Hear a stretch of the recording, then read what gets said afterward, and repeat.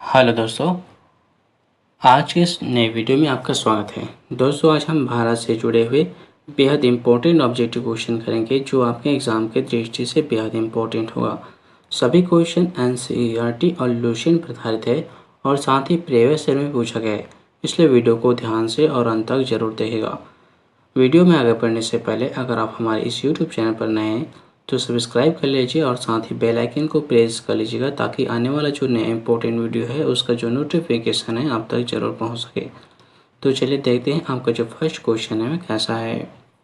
प्रश्न पहला है, भारत में ब्रिटिश शासन के दौरान गवर्नर जनरल काउंसिल के विधि सदस्य के रूप में कौन नियुक्त हुआ था? तो इस क्वेश्चन का जो राइट आंसर होगा वह होगा सी ऑप्शन, सत्येंद्र सिन्हा। भारत में ब्रिटिश शासन के दौरान गवर्नर जनरल के विधि सदस्य के रूप में सत्येंद्र सिन्हा जो है नियुक्त हुए थे। ठीक है, आगे चलते हैं। आगे आपका प्रश्न है, भारत में ब्रिटिश शासन के संबंध में भारतीय कानून आयोग का लोकप्रिय नाम है। देखिए, भारत में ब्रिटिश शासन के संबंध में जो भारतीय कानून आयोग का जो लोकप्रिय नाम है वे साइमन कमीशन है। आपका जो डी ऑप्शन होगा वे आपका राइट आंसर होगा, साइमन कमीशन। आगे चलते हैं। आगे आपका प्रश्न है जहां आपसे पूछा गया है, निम्न में से कौन भारत के प्रथम कानून मंत्री थे? तो इस क्वेश्चन का जो राइट आंसर होगा वह होगा first option, doctor Bhimrao Ambedkar. Doctor Bhimrao Ambedkar जो है भारत के प्रथम कानून मंत्री थे। ठीक है, याद रखिएगा। आगे प्रश्न है जहां आपसे पूछा गया है, निम्नलिखित में से किस कानून ने भारत में ब्रिटिश शासन की नींव रखी थी? तो इस क्वेश्चन का जो राइट आंसर होगा वह होगा बी ऑप्शन, विनियमितीकरण अधिनियम 1773। विनियमितीकरण अधिनियम 1973 ने भारत में ब्रिटिश शासन की नींव रखी थी। ठीक है, आगे चलते हैं। आगे आपका प्रश्न है जहां आपसे पूछा गया है, निम्नलिखित में से कौन 1946 से 47 के दौरान अंतरिम सरकार में भारत के वित्त मंत्री थे? तो इस क्वेश्चन का जो राइट आंसर होगा वो होगा बी ऑप्शन, लियाकत अली खां। लियाकत अली खां जो है 1946-47 के दौरान अंतरिम सरकार में भारत के वित्त मंत्री थे। ठीक है, आगे चलते हैं। आगे आपका प्रश्न है, निम्न में से किस अधिनियम के द्वारा अंग्रेजों ने भारत में पहली बार सांप्रदायिक निर्वाचन व्यवस्था की शुरुआत की? तो इस क्वेश्चन का जो राइट आंसर होगा वह होगा फर्स्ट ऑप्शन, भारत शासन अधिनियम 1909। भारत शासन अधिनियम 1909 जो है के द्वारा अंग्रेजों ने भारत में पहली बार सांप्रदायिक निर्वाचन व्यवस्था की शुरुआत किया था। ठीक है, आगे आपका प्रश्न है जहां आपसे पूछा गया है, भारत शासन अधिनियम 1919 मुख्यतः किस पर आधारित था? तो इस क्वेश्चन का जो राइट आंसर होगा वह होगा फर्स्ट ऑप्शन, मॉन्टेग्यू चेम्सफोर्ड सुधार। मॉन्टेग्यू चेम्सफोर्ड सुधार जो है भारत शासन अधिनियम 1919 पर आधारित था। ठीक है, आगे चलते हैं। आगे आपका प्रश्न है, भारत शासन अधिनियम 1935 द्वारा स्थापित संघ में अवशिष्ट शक्तियां रेसिडुअरी पावर किस में निहित थी? तो इस क्वेश्चन का जो राइट आंसर होगा वह होगा डी ऑप्शन, गवर्नर जनरल के पास। ठीक है, आगे चलते हैं। आगे आपका प्रश्न है जहां आपसे पूछा गया है, भारत में ब्रिटिश शासन काल की अवधि में बनाए गए निम्न अधिनियमों में से किसे निक्षेपण अधिनियम, डिवोल्यूशन रूल्स के नाम से भी जाना जाता है? तो इस क्वेश्चन का जो राइट आंसर होगा वह होगा सी ऑप्शन, भारत शासन अधिनियम 1919। भारत शासन अधिनियम 1919 को डिवोल्यूशन रूल्स के नाम से भी जाना जाता है, निक्षेपण अधिनियम के नाम से भी जाना जाता है।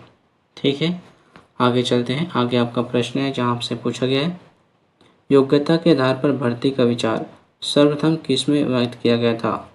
योग्यता के आधार पर भर्ती का विचार जो है मैकाले समिति में रखा गया था। आपका जो बी ऑप्शन होगा वह आपका राइट आंसर होगा, मैकाले समिति के आधार पर ही योग्यता के आधार पर विचार किया गया था। आगे चलते हैं। आगे आपका प्रश्न है जहां आपसे पूछा गया है, निम्न में से किस अधिनियम के द्वारा प्रांतों में आंशिक उत्तरदायी सरकार की स्थापना की गई? तो इस क्वेश्चन का जो राइट आंसर होगा वह होगा सी ऑप्शन, भारत शासन अधिनियम 1935। भारत शासन अधिनियम 1935 के द्वारा प्रांतों में आंशिक उत्तराधिकारी सरकार की स्थापना की बात कही गई। ठीक है, आगे चलते हैं। आगे आपका प्रश्न है, संविधान का प्रारूप समिति के समक्ष प्रस्तावना का प्रस्ताव किसने रखा? तो इस क्वेश्चन का जो राइट आंसर होगा वो होगा बी ऑप्शन, जवाहरलाल नेहरू। जवाहरलाल नेहरू ने संविधान का प्रारूप समिति के समक्ष प्रस्तावना रखा था। ठीक है, आगे चलते हैं। आगे आपका प्रश्न है, निम्न में से कौन संविधान सभा का संवैधानिक सलाहकार था? तो इस क्वेश्चन का जो राइट आंसर होगा वह होगा first option, B N Rau. B N Rau जो है संविधान सभा का संवैधानिक सलाहकार थे। ठीक है, आगे चलते हैं। आगे आपका प्रश्न है जहां आपसे पूछा गया संविधान सभा के सदस्य प्रतिनिधि थे। संविधान सभा के सदस्य प्रतिनिधि कौन थे? तो आपका जो डी ऑप्शन होगा वह आपका राइट आंसर होगा। विभिन्न प्रांतों के वास्तविकाओं द्वारा निर्वाचित एवं देशी राज्यों के राजाओं द्वारा मनोनीत। ठीक है, आगे चलते हैं। आगे आपका क्वेश्चन है जहां आपसे पूछा गया है संविधान सभा द्वारा निर्मित संविधान पूर्णतः कब अस्तित्व में आया? तो इस क्वेश्चन का जो राइट आंसर होगा वह होगा फर्स्ट ऑप्शन, 26 नवंबर 1949 ईस्वी को संविधान सभा द्वारा निर्मित संविधान जो है 26 नवंबर 1949 को अस्तित्व में आया था। ठीक है, आगे चलते हैं। आगे आपका प्रश्न है, निम्न में से कौन संवैधानिक सभा के राज्य मामलों की समिति का अध्यक्ष था? तो इस क्वेश्चन का जो राइट आंसर होगा वह होगा डी ऑप्शन, जवाहरलाल नेहरू। जवाहरलाल नेहरू जो है संविधान सभा के राज्य मामलों की समिति का अध्यक्ष बना था। ठीक है, आगे चलते हैं। आगे आपका प्रश्न है जहां आपसे पूछा गया है संविधान के किस अनुसूची में संसद सदस्यों और राज्यसभा के सभापति एवं लोकसभा के अध्यक्ष के वेतन भत्तों का उल्लेख प्राप्त होता है? तो इस क्वेश्चन का जो राइट आंसर होगा वह होगा सी ऑप्शन, 7वीं अनुसूची में। संविधान के 7वीं अनुसूची में संसद के सदस्यों, राज्यसभा के सभापति और लोकसभा के अध्यक्ष का वेतन भत्तों का उल्लेख मिलता है। ठीक है, याद रखिएगा 7वीं अनुसूची। आगे चलते हैं। आगे आपका प्रश्न है जहां आपसे पूछा गया निम्न में से कौन भारतीय संविधान की एक प्रमुख व्यवस्था नहीं है? तो इस क्वेश्चन का जो राइट आंसर होगा वह होगा सी ऑप्शन, समर्पित न्यायपालिका। समर्पित न्यायपालिका संविधान की एक विशेषता नहीं है। ठीक है, आगे चलते हैं। आगे आपका प्रश्न है जहां आपसे पूछा गया संविधान की दूसरी अनुसूची निम्न में से किसके संबंध में उपबंध नहीं है? तो इस क्वेश्चन का जो राइट आंसर होगा वह होगा डी ऑप्शन, अध्यक्ष संघ लोक सेवा आयोग के संबंध में उपबंध नहीं है। ठीक है, आगे चलते हैं। आगे आपका प्रश्न है जहां आपसे पूछा गया निम्न में से कौन सा जोड़ा सुमेलित नहीं है? तो इस क्वेश्चन का जो राइट आंसर होगा वह होगा बी ऑप्शन, शपथ या प्रतिज्ञान के प्रारूप दूसरे अनुसूची से संबंधित है। यहाँ जो जोड़ा है वह गलत है, बाकी सभी सही हैं, लेकिन यहाँ जो बी ऑप्शन है वह आपका गलत है। ठीक है, आगे चलते हैं। आगे आपका प्रश्न है निम्न में से कौन सा कथन संविधान की 7वीं अनुसूची की सही व्याख्या करता है? तो इस क्वेश्चन का जो राइट आंसर होगा वह होगा सी ऑप्शन, इसमें केंद्र एवं राज्यों के बीच शक्तियों के विभाजन का उल्लेख है। ठीक है, आगे चलते हैं। आगे आपका प्रश्न है जहां आपसे पूछा गया है संविधान की प्रस्तावना। तो आपका इस आंसर होगा बी ऑप्शन, प्राप्त किए जाने वाले लक्ष्यों को इंगित करता है। संविधान की जो प्रस्तावना है वे प्राप्त किए जाने वाले लक्ष्यों को इंगित करता है। ठीक है, आगे चलते हैं। आगे आपका प्रश्न है जहां आपसे पूछा गया संविधान की प्रस्तावना में उल्लेखित शब्दों का सही क्रम क्या है? तो इस क्वेश्चन का जो राइट आंसर होगा वो होगा फर्स्ट ऑप्शन, संप्रभु, समाजवादी, धर्मनिरपेक्ष, लोकतांत्रिक गणराज्य। यहाँ जो क्रम है वे ध्यान में रखिएगा। संविधान की प्रस्तावना में इन शब्दों का उल्लेख का क्रम यही है। ठीक है, आगे चलते हैं। आगे आपका प्रश्न है किस संविधान संशोधन से प्रस्तावना में समाजवादी और धर्मनिरपेक्ष शब्द जोड़े गए हैं? तो इस क्वेश्चन का जो राइट आंसर होगा वह होगा सी ऑप्शन, 42वें संशोधन। 42वें संशोधन में समाजवादी और धर्मनिरपेक्ष को संविधान में जोड़ा गया।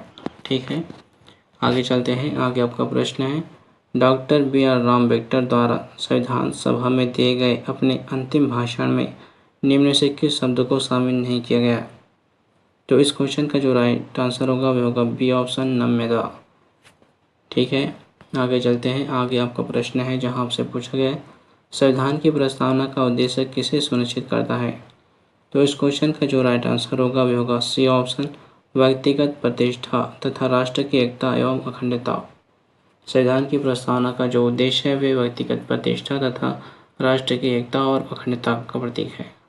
ठीक है, आगे चलते हैं। आगे क्वेश्चन है आपका भारतीय संविधान की प्रस्तावना अपने देश के नागरिकों के लिए किस चीज़ की सुरक्षा सुनिश्चित करता है। तो इस क्वेश्चन का जो राइट आंसर होगा वो होगा सी ऑप्शन, अभिव्यक्ति, विश्वास, धर्म और अवसर की समता। ठीक है, आगे चलते हैं। आगे क्वेश्चन है आपका भारतीय संविधान की प्रस्तावना है। तो भारतीय संविधान की प्रस्तावना संविधान का एक भाग है तथा शक्तियाँ देता है और कर्तव्य भी बताता है। इस तरह से आपका जो डी ऑप्शन होगा वह आपका राइट आंसर है। आगे चलते हैं। आगे क्वेश्चन है आपका भारत के संविधान का दर्शन किस पर आधारित था। तो इस क्वेश्चन का जो राइट आंसर होगा वह होगा डी ऑप्शन, भारतीय राष्ट्रीय कांग्रेस का 1929 का पूर्ण समता का प्रस्ताव। आगे प्रश्न है आपका जवाहरलाल नेहरू द्वारा गठित भाषाई आयोग में निम्न में से कौन शामिल नहीं था। तो इस क्वेश्चन का आंसर होगा पोटी श्री रामुलु। जवाहरलाल नेहरू द्वारा गठित भाषाई आयोग में पोटी श्री रामुलु शामिल नहीं थे। आगे चलते हैं। आगे आपका प्रश्न है 1948 में गठित भाषाई प्रांत आयोग का अध्यक्ष कौन था। तो इस क्वेश्चन का जो राइट आंसर होगा वह होगा बी ऑप्शन आपका राइट आंसर होगा एस के धर जो है 1948 में गठित भाषाई प्रांत आयोग का अध्यक्ष था। ठीक है, आगे चलते हैं। आगे आपका प्रश्न है भारतीय संघ के राज्य अपनी सीमाओं में किस प्रकार परिवर्तन कर सकते हैं। तो इस क्वेश्चन का जो राइट आंसर होगा वह होगा फर्स्ट ऑप्शन, सांसद द्वारा साधारण प्रक्रिया एवं सामान्य बहुमत से। ठीक है, याद रखिएगा। आगे चलते हैं। आगे आपका प्रश्न है भारत की संसद ने 1956 में कितने राज्यों एवं केंद्र शासित प्रदेशों के गठन हेतु राज्य पुनर्गठन अधिनियम पारित किया। तो इस क्वेश्चन का जो राइट आंसर होगा वह होगा सी ऑप्शन, 14 राज्य एवं 6 केंद्र शासित प्रदेश। ठीक है, आगे प्रश्न है आपका जहां आपसे पूछा गया है 1953 में प्रधानमंत्री जवाहरलाल नेहरू ने किसकी अध्यक्षता में एक आयोग के गठन की घोषणा की जिससे भाषाई सुधार पर राज्यों के गठन के विषय पर विचार किया गया था। तो इस क्वेश्चन का जो राइट आंसर होगा वह होगा सी ऑप्शन, फजल अली के आधार पर, फजल अली के विचार पर। ठीक है, आगे प्रश्न है जहां आपसे पूछा गया किसी भारतीय राज्य की सीमाओं में परिवर्तन से संबंधित प्रावधान किस अनुच्छेद में प्राप्त होते हैं। तो इस क्वेश्चन का जो राइट आंसर होगा वह होगा डी ऑप्शन, अनुच्छेद 3 में। अनुच्छेद 3 में भारतीय राज्य की सीमाओं में परिवर्तन से संबंधित प्रावधान का उल्लेख है। ठीक है, आगे प्रश्न है आपका जहां आपसे पूछा गया संविधान का निम्न से कौन सा अनुच्छेद ऐसे भारतीय नागरिकों के अधिकारों को बताता है जो भारत से बाहर रहता है। तो इस क्वेश्चन का जो राइट आंसर होता है वह होता है सी ऑप्शन, अनुच्छेद 8 में बताया गया है कि ऐसे भारतीय नागरिक के अधिकारों को बताता है जो भारत से बाहर रहता है। ठीक है, अनुच्छेद 8। आगे प्रश्न है जहां आपसे पूछा गया है संविधान का निम्न से कौन सा अनुच्छेद नागरिकता के बारे में बताता है। तो इस क्वेश्चन का जो राइट आंसर होगा वह होगा सी ऑप्शन, अनुच्छेद 5 से 11। अनुच्छेद 5 से 11 तक में बताया गया है कि 5 से 11 में नागरिकता के बारे में बताया गया है। ठीक है, आगे प्रश्न है आपका जहां आपसे पूछा गया है किस मुगल बादशाह ने 1733 ईस्वी में बिहार के सूबेदारी बंगाल के नवाब सिराजुद्दौला को प्रदान किया। तो इस क्वेश्चन का जो राइट आंसर होगा वह होगा सी ऑप्शन, मोहम्मद शाह रंगीला ने। मुगल बादशाह ने मोहम्मद शाह रंगीला ने 1773 ईस्वी में बिहार की सूबेदारी बंगाल के नवाब सिराजुद्दौला को प्रदान किया था। ठीक है, आगे चलते हैं। आगे आपका प्रश्न है बंगाल का नवाब कौन था जो जानता था कि वह अंग्रेजों को बंगाल की भूमि से निकाल कर बाहर कर सकता है, किंतु ऐसी स्थिति में उसके ही शब्दों में समुद्र में आग लग जाएगी। तो इस क्वेश्चन का जो राइट आंसर होगा वह होगा फर्स्ट ऑप्शन, मीर कासिम। मीर कासिम बंगाल के नवाब थे।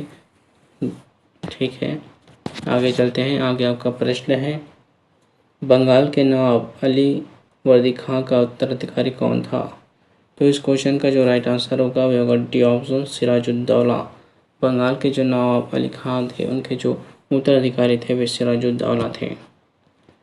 आगे चलते हैं। आगे आपका प्रश्न है, इलाहाबाद की द्वितीय संधि 16 अगस्त और 1765 किन के बीच हुई थी? तो इसका राइट आंसर होगा बी ऑप्शन, सिराजुद्दौला एवं क्लाइव के बीच में। ठीक है, आगे चलते हैं। आगे आपका प्रश्न है जहां आपसे पूछा गया है, कर्नल क्लाइव का गधा या सियार की संज्ञा किसे दी जाती है? तो इस क्वेश्चन का जो राइट आंसर होगा वह होगा डी ऑप्शन, मीर जाफर को। इस तरह से आपका जो क्वेश्चन का सीरीज़ जो होता है कंप्लीट होता है। दोस्तों, वीडियो अच्छी लगी हो तो लाइक कीजिएगा और साथ ही चैनल को सब्सक्राइब कर दीजिएगा, क्योंकि आने वाला जो वीडियो होगा बेहद इम्पोर्टेंट होगा, एक्सप्लेनेशन के साथ होगा। ठीक है, धन्यवाद।